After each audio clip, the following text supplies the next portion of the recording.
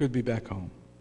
All right, tonight we're going to continue. We started 2 weeks ago in 1 Samuel. And I was thinking every time we study, go into in-depth to study in the Old Testament, it's history and it's good, but it's more than that. The Apostle Paul said that all these things happened as an example. Everything that happened, even things that seemed just coincidence or whatever, God orchestrated. And we had said, when we were talking about the kingdom, and what God is doing here in these historical books is he's preparing the kingdom for his son, the throne of David. And all this is working together. In reading this Old Testament, it really is, or the entire Bible, it really is something how God does things so totally opposite of the way we think he ought to do them, the way I would do them. He seems to start with something bad to bring something good. You know, one question I always had, and later on in the next several weeks, if we continue on in this, is that, you know, when God began the kingdom, he picked a guy named Saul from the tribe of Benjamin. Now, it's God's purpose that the king would be from Judah. But why did he pick this guy named Saul from the tribe of Benjamin, who started out okay, and he's the one that looked like, it says he was the head above everybody else, so he looked like he would be the guy, big strong guy, you know, Steve Reeves, right, Hercules, okay, big strong guy, and he ended up not so good. He ended up actually going to a witch and abandoning any faith he might have had in God. And I thought, well, God, why didn't you just pick David? Why didn't you just start with him? I just got to believe a couple things. I got to believe that God wanted them to see just how bad it could be before picking somebody who was a man after his own heart. Because had he chose David first, this is just my opinion, okay? Had he chose David first, people would have looked at him and said, him? Dave? It had to take Saul to get him jammed up with the Philistines, with Goliath standing there, and David to come along and knock him out with a stone. Okay, you understand what I'm saying? And just something interesting before we get into the Word. We're going to cover a lot of ground tonight. But in the Old Testament, God chose a guy named Saul from the tribe of Benjamin, who was like a nobody, and he made him somebody. And he started out good and ended up bad. In the New Testament, God chose a guy named Saul from the tribe of Benjamin, who was a somebody, and God had to make him a nobody. And he started out bad, and he turned out good. So that's just my way of thinking. Okay. All right. 1 Samuel chapter 3. Let's go there. And we are going to kind of jump through a few chapters and cover some ground here tonight. Because we're looking, this is the seedbed of the kingdom. This is what happened. Samuel was the last of the judges. You know, you go back a couple books, there's a book called Judges, where after Joshua died, the people, it says in Judges, there was no king in the land, and everybody did what was right in their own mind. So we all know about that roller coaster in the book of Judges, where they would turn to other gods, and God would send an enemy to capture them, and they would call upon God, and God would send a judge. He would call a judge, Jephthah, Gideon, Samson, so forth. And they would come and they would set the people free. And it was like a revolving door. It was like, they would do the same thing over and over and over again. Samuel is to be the last judge of that era before the kingdom. And it says in verse 1 of chapter 3, and the child Samuel ministered unto the Lord. We remember the story of Hannah gave her son to the service of God. And the child Samuel ministered unto the Lord before Eli, and the word of the Lord was precious in those days. There was no open vision. They weren't hearing much from God. Now, God was speaking to people, individuals, people like Gideon and people like Samson and so forth. He was speaking to people, but as far as a prophetic vision, it was very, very rare. In fact, one of the commentators said, up until Hannah, remember when we read that Hannah gave that prophecy, up until her, it had been like 250 years. The last one to give one was Deborah, all the way back in the book of Judges with with a guy named Barak. Okay, but Deborah gave the word, and it was like 250 years since they got like another word from God. So Hannah, in her song, gave a word, and then in the chapter after that, the unnamed prophet came to Eli and told him that God was done with his family because his sons were corrupt. So we're going to read here how it came to pass that Samuel became the prophet judge of Israel, the leader, the one who would lead Israel, even though there was no king and everybody was doing what was right in their own eyes. They depended on people like Joshua, or like Samuel. Okay, and it came to pass at that time, in verse 2, when Eli was laid down in his place and his eyes began to wax dim and he could not see, he was old. And before the lamp of God went out in the temple of the Lord, which they're saying is right before sunrise, where the ark of God was, and Samuel was laid down to sleep, the Lord called Samuel, and he answered, "Here am I." And he ran into Eli because Samuel had never heard from God. A lot of people believe that this happened when Samuel was about 12 years old, which was at the time when they would enter into considered manhood. He went into Eli, and he said, here am I, because you've called me. And he said, I didn't call you, go back to bed. And the Lord called yet again, Samuel. And Samuel arose and went to Eli and said, Here am I, for you did call me.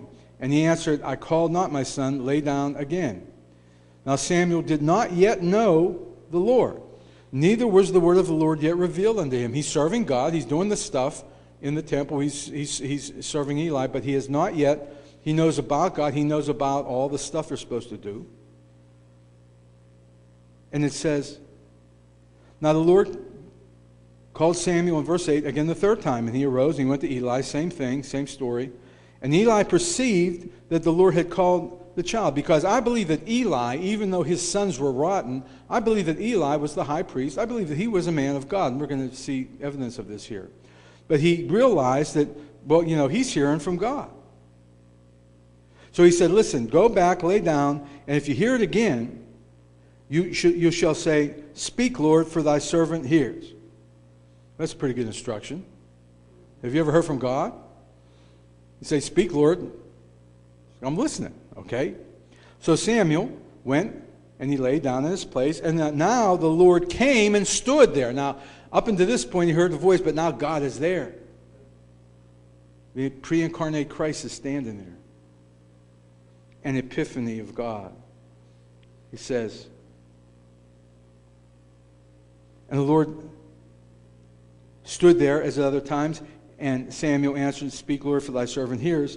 And the Lord said to Samuel, the first word that Samuel got from God, the first prophecy that Samuel was to receive of many throughout his probably about 40 or 50 years of ministry, it says, I'm going to do a thing in Israel at which both the ears of everyone that hears it shall tingle. In that day I will perform against Eli all the things which I have spoken concerning his house. When I begin, I will also make an end. Because the prophet had told Eli before, because he allowed his sons to just go ahead and run rampant and not restrain them or not correct them or not tear them down, that God said, nobody else from your lineage would ever serve as a priest. You're done. Your family is done. And therefore I have sworn unto the house of Eli, in verse 14, that the iniquity of Eli's house shall not be purged with sacrifice nor offering forever. It's done. There's nothing he can do to change this, right? And Samuel lay until morning and opened the doors of the house of the Lord, and Samuel feared to show. He was afraid to tell Eli because it was not good news. And Eli called Samuel and said, Samuel, my son. And he answered, Here am I. And he said, What is the thing that the Lord has said unto thee? I pray thee, hide it not from me.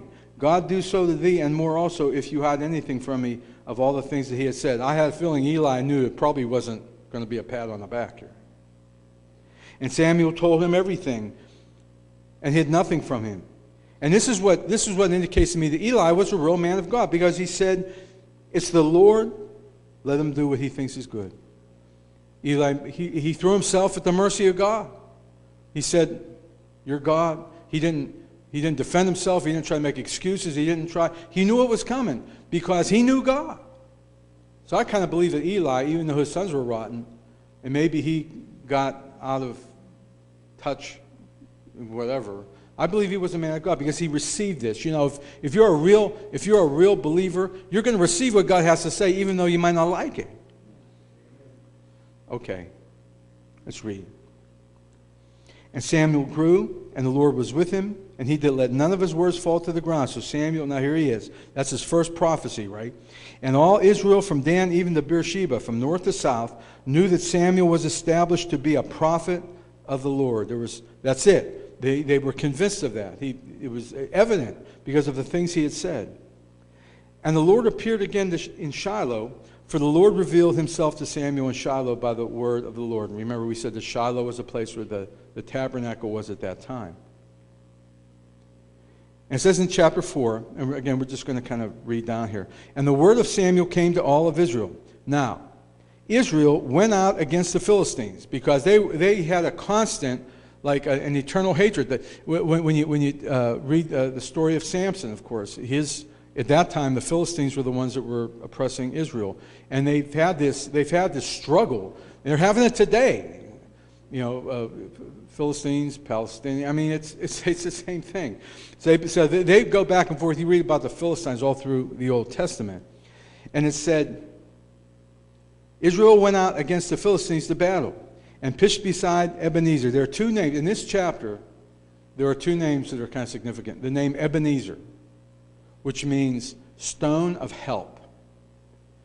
Now, the name Ebenezer, where they were, that name wasn't given until like after the events here. But whoever's writing this obviously wrote it after the events. So the place that they were, it wasn't called Ebenezer at that time. But at the very beginning of this chapter, we see the name Ebenezer, which means stone of help. And at the very end, we see the word Ichabod, which means the glory has departed. Okay? Just interesting bookends to this chapter. All right. The Philistines put themselves in array against Israel, and when they had joined the battle, Israel was smitten before the Philistines, and they slew of the army in the field about 4,000 men. So they got beat up. And when the people were coming to the camp, the elders of Israel said, he says, God, Lord, why did you smite us like this? I mean, didn't they understand? You can't have power if you don't have obedience.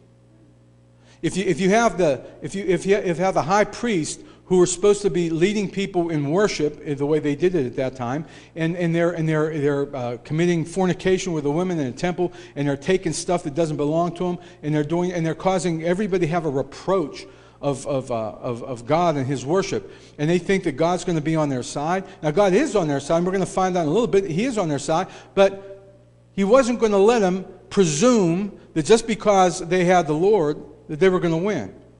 Because they had fallen away from God. This is the whole book of Judges. They went into battle, they'd get beat up because they weren't being obedient. So they said,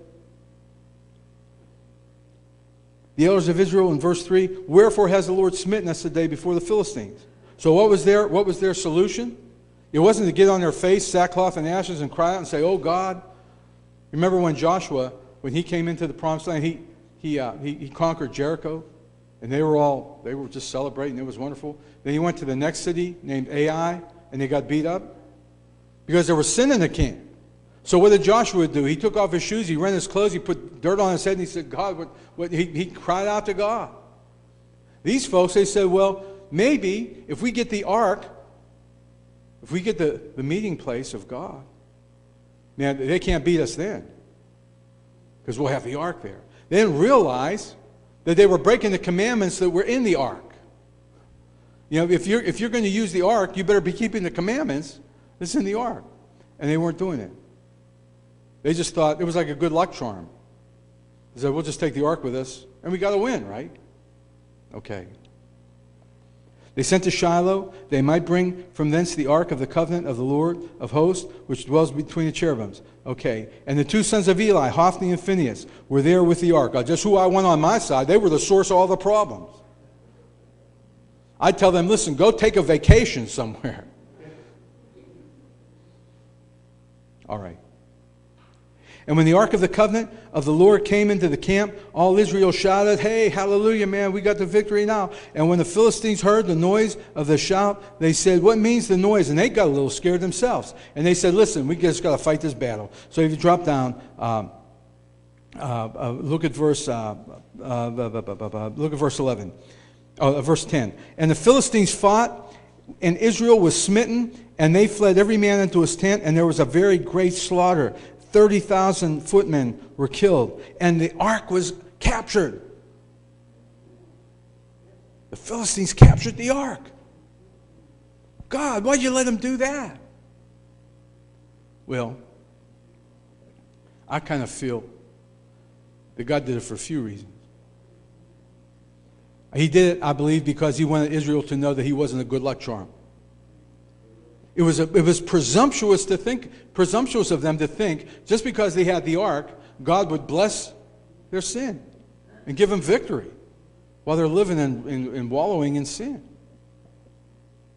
Because there was no king in the land, everybody did what was right in their own eyes. So I believe God had a message for Israel, and God had a message for the Philistines too. See, we don't have to fight God's battles. You know that? We don't have to fight his battles.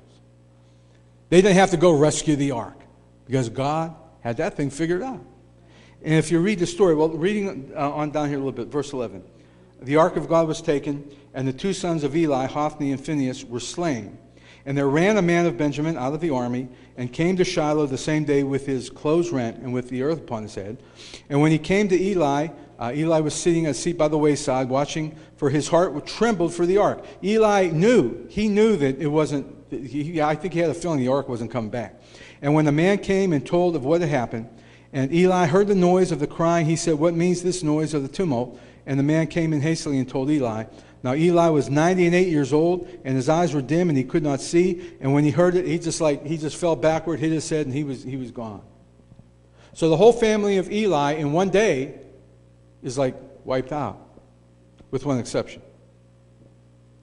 The messenger answered, drop down, verse 18. And it came to pass when he made mention of the ark of the Lord that he fell off his seat backward of the side gate, and his neck was broken. Okay, verse 19. And his daughter-in-law, Phinehas' wife, was with child, near to be delivered. And when she heard the tidings that the ark of God was taken, and that her father-in-law and her husband were dead, she bowed herself and travailed, for her pains came upon her.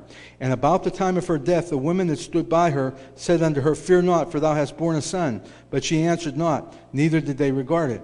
And she named the child Ichabod, saying, "The glory is departed from Israel." The glory is departed. It's gone.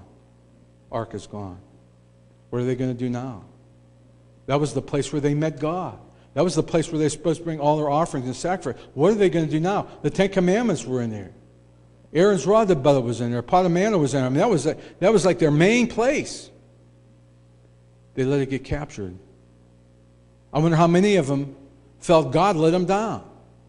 I wonder how many of them, maybe their faith got shaken. Maybe they said, "Oh, this God that delivered us out of Egypt, he couldn't even keep them from taking the ark."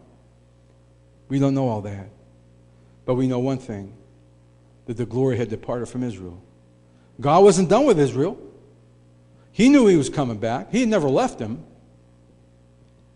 But there was another story here. These are the seeds of the kingdom. This is God preparing the kingdom of David. All this is working toward that end. You all know the story about the Philistines, right? They took the ark, and they figured, "Hey, man, we got the ark." They were afraid of it. If you go back here a couple verses, they were scared. They said, "Man, that ark is what brought them out of Egypt and this and that, and did all the wonders in the wilderness." And man, they got it. They won it. They said, "Whew, cool. Man, this is..." So they did what they put it in the temple of Dagon. And you can read the story verse by verse. The Dagon was the fish god. It was a fish god. You ever wonder why they wear them big tall hats that look like a fish head? Okay, I'm telling you. So all right, so they put the ark in the temple of Dagon, right? And they came back the next day, and Dagon's statue was on the ground. They said, must have been an earthquake or something. So they put it back up. They come back the next night, he's back on the ground again, and his hands are broke off.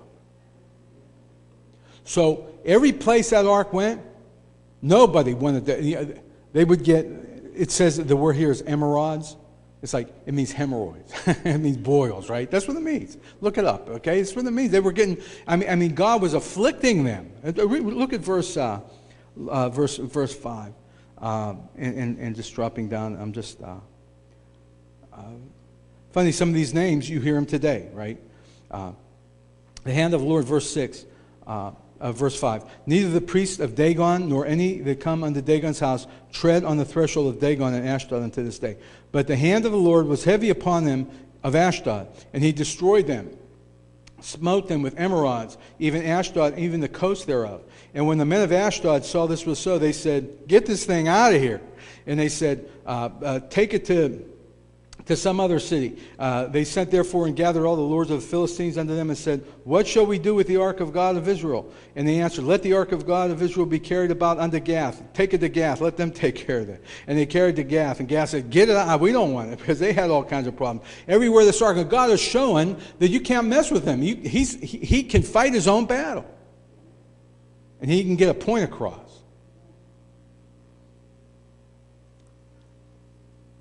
So down there in verse 11.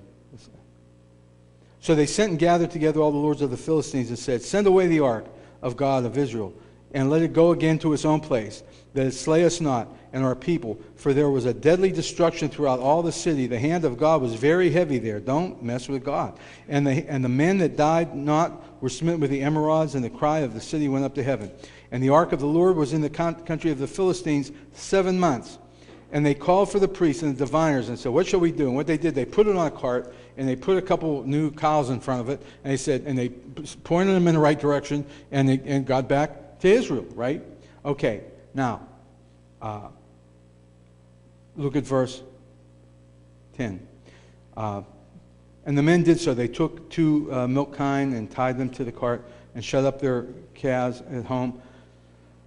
They laid the ark of the Lord upon the cart and the coffer with the mice of gold and the images of their emerods. They gave them some golden hemorrhoids. Okay. They took it straight to the way of Bethshemesh and went along the highway, lowing as they went, and turned not aside. And they of Bethshemesh, in verse 13, they were reaping their wheat harvest, and they saw the ark coming back. And they came into the field of Joshua of Bethshemite, and stood there where there was a great stone, and they clave wood, and they made an offering. They took the cows there and made an offering of them, and they thanked God. And the Levites took down the ark of the Lord and the coffer that was with it, wherein the jewels of gold were, and put them on the great stone. And the men of Bethshemesh, so they said they got the ark back. So great. Some of these men actually tried to open up and look into it, and they were struck dead. Okay, but anyway, now go down to chapter 7. I told you we were going to cover some ground, and I'm just going to skip through, but here we go. It says, and the men of Kirjath there came and fetched up the ark of the Lord and brought it unto the house of Abinadab in the hill, and sanctified Eleazar his son to keep the ark of the Lord. And it came to pass, while the ark abode there, that the time was long, for it was 20 years. So the ark came back, and he put it in its place, and it's 20 years. It's there. And we go to the next verse. And Samuel spake unto all the house of Israel. Here we go. Now here the prophet's talking now. The prophet's talking. They got through this big thing. They presumed to think that the ark was going to give them victory just by its presence. But that presence doesn't mean nothing without obedience. And pray for the presence of God. If there's no obedience, there's no power. You can preach and scream and jump and dance, do whatever you want to. Just like the fellow said, man, if you're not preaching Christ, sinners shout. They took it upon themselves. They just presumed that just because they had the ark and they were sons of Israel, that they weren't going to get beat. But if you don't have that obedience, if you're not listening to Him, if you're not doing what He says do, He's still God. I mean, He's back. He knew He was coming back. He knew the ark was coming back. But man, the consequences are tough. Samuel spoke unto all the house of Israel, saying, if you do return to the Lord with all your hearts. We got the ark back, okay. But that's not it. It's where your heart is. He says, if you return with all your hearts to the Lord, then put away the strange gods and Ashtoreths. Put away all this. See, they were worshiping God in Shiloh. They were bringing their offerings and sacrifices. But back at home, they had their Ashtoreth. You read that word all through the Old Testament. It's like the female counterpart of Baal. Baal, that was Baal's wife. Like Mary. It was like him statues of Mary. They got in the bathtub, right? I mean, it's like they put up these little statues and everything, and they would worship them. They would go to Shiloh and bring their offerings and sacrifices, the corrupt priests, and they would come back and they would pray to their little gods and goddesses. And they thought, hey, everything's all right. God knows my heart. It's a problem.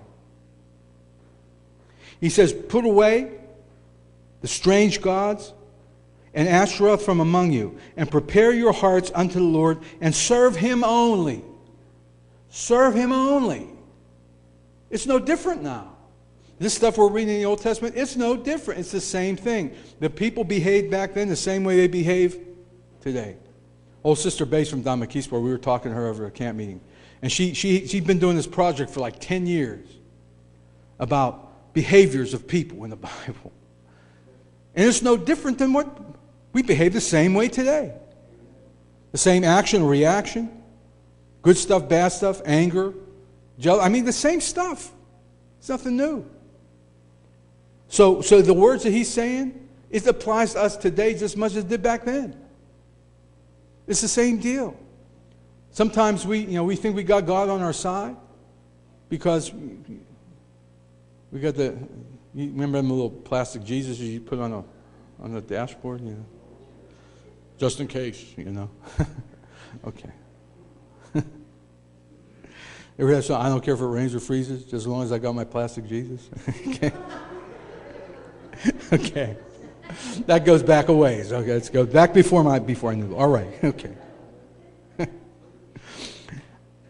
Samuel says, put away. Prepare your hearts unto the Lord. Serve Him only, and He will deliver you out of the hands of the Philistines. You want delivered? Serve God only. Don't serve nobody else. Don't compartmentalize God for Sunday, Wednesday, and whenever. It's like every day. We got to serve Him only. Then the children of Israel, here's what they did. They finally wised up. Same thing they would do every time they would get delivered by a judge. They put away Baalim and Ashtoreth and served the Lord only. Okay, now that's step number one. Come back to God. And Samuel said, gather all Israel to Mizpeh, and I will pray for you unto the Lord. And they gathered together to there and drew water and poured it out before the Lord and fasted on that day and said there, we have sinned. They confessed, we have sinned against the Lord. And Samuel judged the children of Israel. And when the Philistines heard, here come them Philistines again. It's been 20 years now. They've been under the hand, or they've had this tension between the Philistines. And when the Philistines heard that they gathered together, the lords went up against Israel. And when the children of Israel heard it, they were afraid. Because the last time they came against them, they got beat up. It had been 20 years. The last time they came against them, they got beat up. He said, man. Now this is like the fear of the Lord. They didn't have the fear of the Lord before. But now, they put away all their other gods. Now they got this relationship with God going on, and they understand that you just don't mess with God because they've experienced the consequences of what happens when you take God for granted. You can't treat Him like a good luck charm.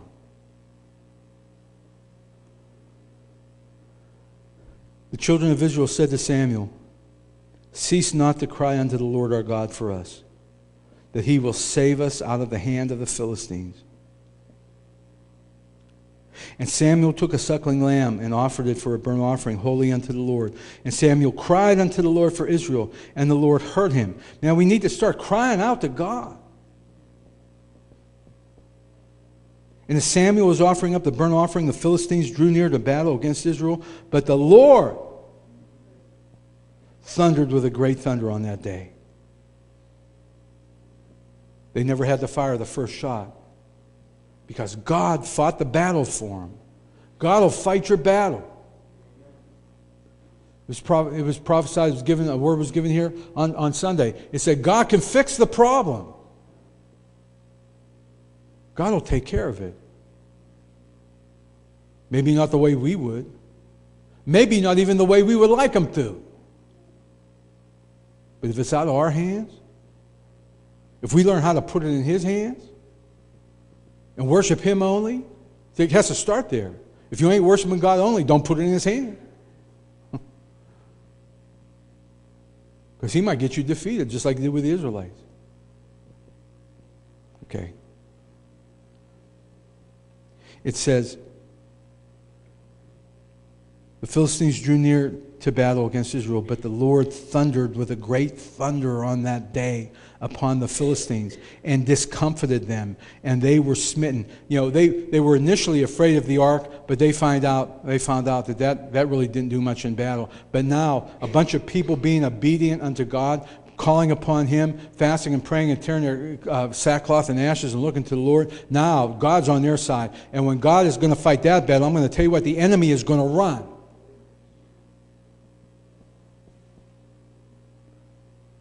The men of Israel went out of Mizpah and pursued the Philistines and smote them until they came under Bethkar.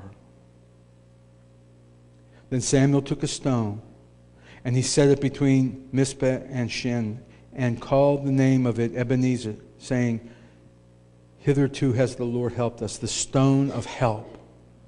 A monument he set up. God help me here. You got any monuments in your life where you set up, you said, this is where God has helped me? I can remember when God helped me. I can remember when I cried out to the Lord and God helped me. Sometimes we forget them things. That's why they set up monuments, so we remember. And the Lord said to Samuel, I'm sorry, drop down. Okay, chapter 8, and we're going to close. I might not have put chapter 8 on there, but we'll just set this up for next week. And it came to pass when Samuel was old that he made his sons judges over Israel. Now the name of his firstborn was Joel, and the name of his second, Abiah. They were judges in Beersheba. And they were rotten. Samuel? Wait a minute, Samuel. Don't you know how to raise your kids? His sons walked not in his ways, but turned aside after lucre. They found out they can make a good buck. They took bribes. And they perverted judgment. Now, things ain't different, are they? I mean, this is like 3,000 years ago. It's the same thing. Then all the elders of Israel, see, God is setting this thing up. God knows He knows what's coming. God knew at this point there was this little shepherd boy down there in Judah that was going to be the king. That was going to be the ancestor of his son when he was going to come here. He's getting it all set up. Because at that time, there was no king in Israel, and everybody did what was right in their own eyes.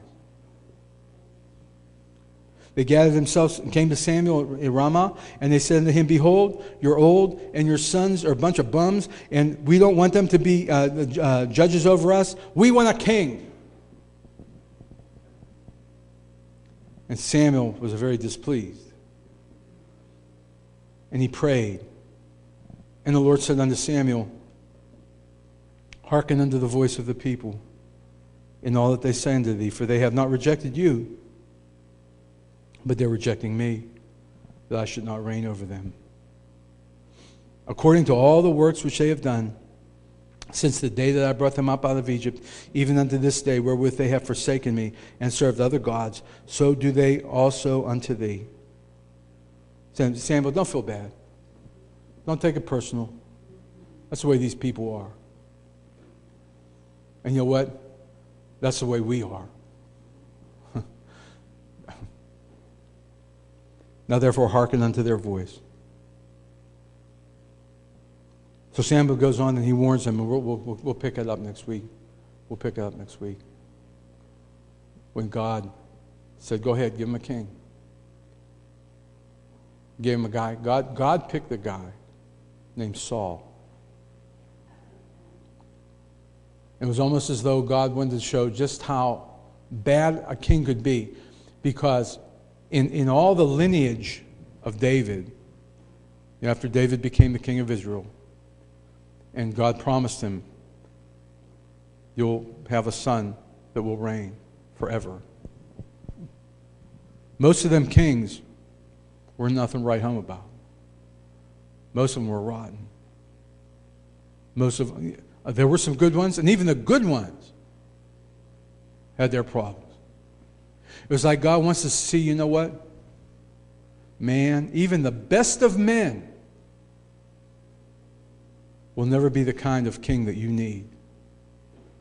And the only person who will be our king is the God-man who was born without sin, Jesus Christ.